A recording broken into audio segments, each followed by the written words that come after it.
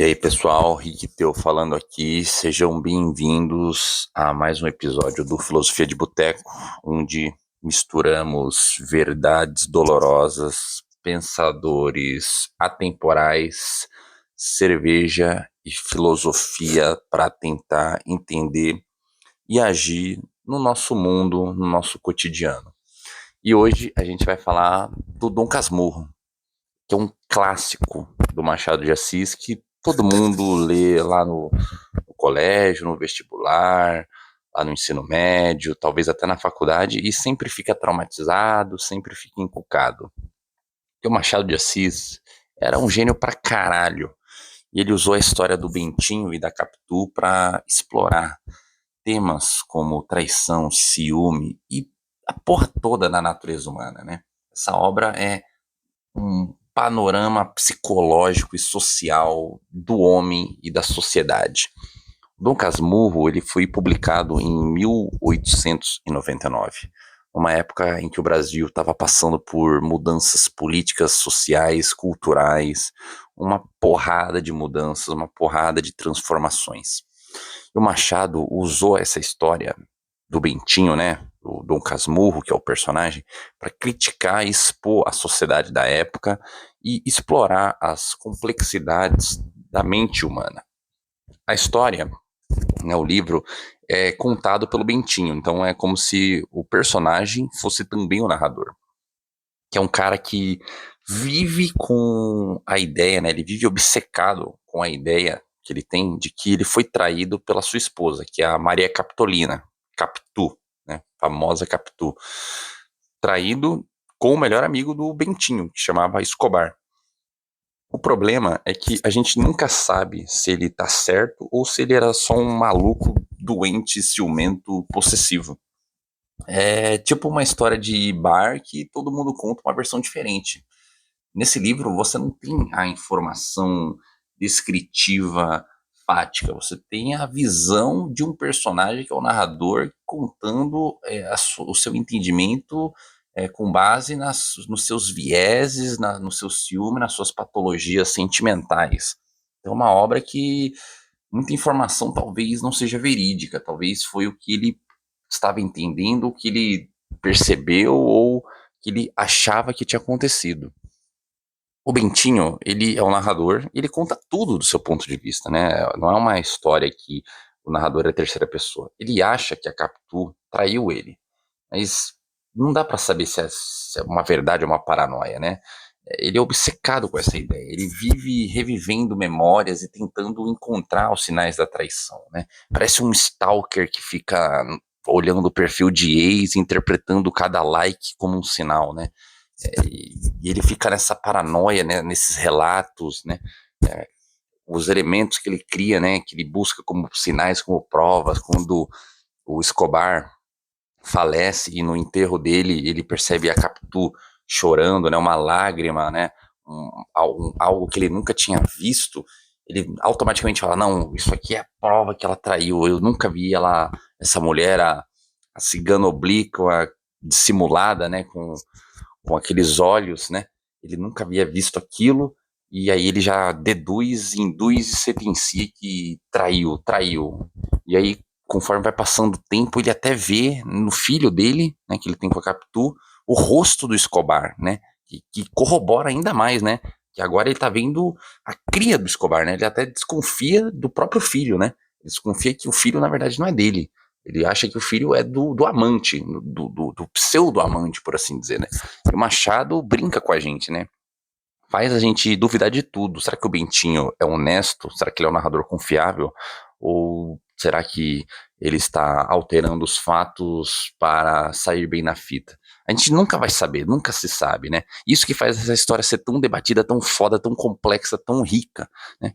Existe inúmeras teses, inúmeros comentários, inúmeras análises sobre esse viés psicológico, esse viés de relacionamento, de interpretação do Dom Casmurro com a Capitu, né? É algo que não tem um ponto final, porque o Machado não deixou, e talvez o Machado nunca quis deixar, né? O cerne não se traiu ou não traiu, mas sim todo o panorama que fez o narrador, o personagem, ter essa conclusão, né, de que traiu ou não. Se ele desse a resposta, talvez a obra não seria tão rica, tão vigorosa, tão debatida. Esse mistério, essa omissão é essencial. Essa omissão é um adicional, é algo até contraditório. A falta de uma informação traz mais informações, traz mais riqueza ao debate. E o Machado, ele é um mestre em criar narradores não confiáveis, né? E o Bentinho é um dos melhores exemplos. Ele conta a história do jeito dele, mas nunca a gente tem total certeza se aquilo ali de fato é honesto ou ele está distorcendo para justificar os ciúmes. Ele pode estar muito bem mudando as informações para você falar, cara, esse ciúme dele talvez não é um ciúme, ele está de fato é, incomodado de forma genuína. Aquilo ali é lícito, é correto ele ter aquela sensação.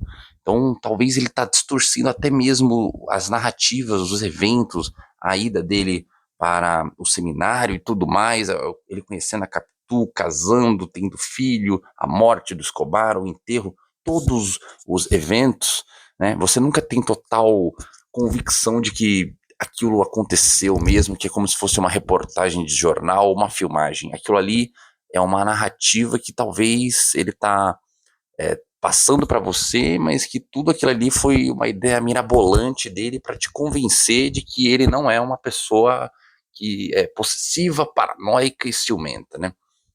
As memórias que ele fica revivendo, ele interpreta do jeito dele, né? Ele conta a história como se fosse uma pessoa que sempre narra algo de um jeito que favorece ela, que coloca ela como vítima ou como uma pessoa de moralidade, uma pessoa que é sempre boa, né? A gente nunca sabe o que aconteceu, né? Você nunca tem total ciência. O Machado adora brincar com a gente com isso, né? Será que ela realmente traiu? Ou será que o Bentinho é um ciumento? Não faz, não tem essa informação, né?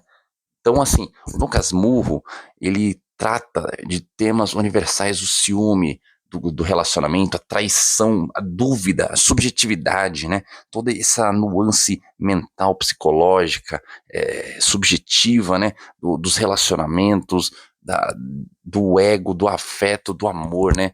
É algo que é totalmente turvo e que não tem um diagnóstico totalmente médico-científico, né? É sempre algo complexo, né? Explora as complexidades da mente humana, mostrando como que a gente pode distorcer a realidade para justificar nossos medos e insegurança, né? E é tipo aquele amigo que sempre se acha que está sendo traído, mesmo sem provas, né?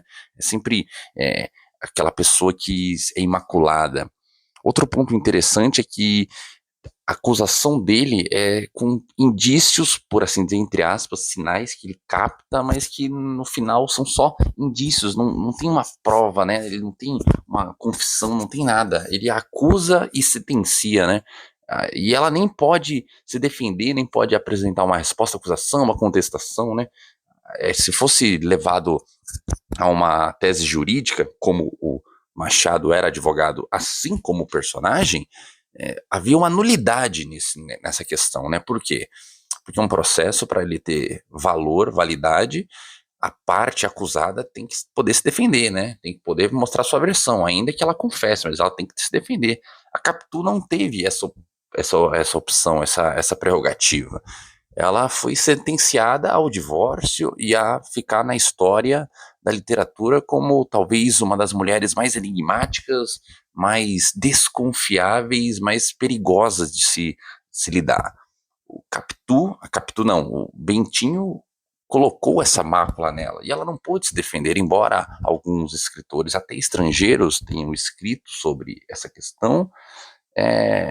O Machado, de forma genial, até conseguiu trazer algumas questões de forma implícita, jurídicas e também sociais, né? Essa questão da mulher e do homem, né? Da palavra do homem, do descárnio para com a mulher, dela ser relegada é, a mulher divorciada, a sempre ser perigosa, promíscua, sempre ter lábia, sempre ser sedutora e enganadora como uma serpente, e enquanto o homem é sempre honesto, viril, e quando sofre é totalmente genuíno a sua indignação, né? No final, ele não temos como saber e ele vive obcecado com essa dúvida. Talvez até o Bentinho está como nós, com essa dúvida, nunca sabendo se ela traiu, e isso destrói a vida dele, né? Ele prefere saber a verdade mesmo que doa, ele precisa saber, e ele constrói tudo para tentar ter a resposta, mesmo que as provas nunca deram a resposta a ele. O Bentinho, talvez, né, é vítima do próprio ego, da própria loucura, porque ele cria todos esses argumentos, mas isso nunca o satisfez, né? Ele ter declarado que ela traiu nunca o satisfez, porque a dúvida continua no coração dele. O Bentinho é como se fosse um leitor como nós, sofrendo, querendo saber a resposta final e nunca encontrando. No final, a gente pode realmente confiar em alguém, ou no final todo mundo é só um Bentinho. O Machado nos lembra que a mente humana é cheia de nuances, de complexidades, de vieses, de coisas que não passam credibilidade e que a verdade nem sempre é o que a gente quer ouvir. Afinal, o Dom Casmurro nos convida a olhar para o mundo com mais ceticismo, menos certeza, com um certo grau de afeto, um certo grau de amor, um certo grau de subjetividade, sem cair nas nossas inclinações, nas nossas paixões, determinando o fim do outro. A vida não é só sobre é, traiu ou não traiu, mas sobre entender todo o panorama que circunda essas relações e as paixões dos homens. E no próximo episódio, né, a gente vai continuar nessa pegada e vai falar sobre Sigmund Freud, um cara que falou que a gente é movido por desejos escondidos. É desejo, é inconsciente e é psicanálise.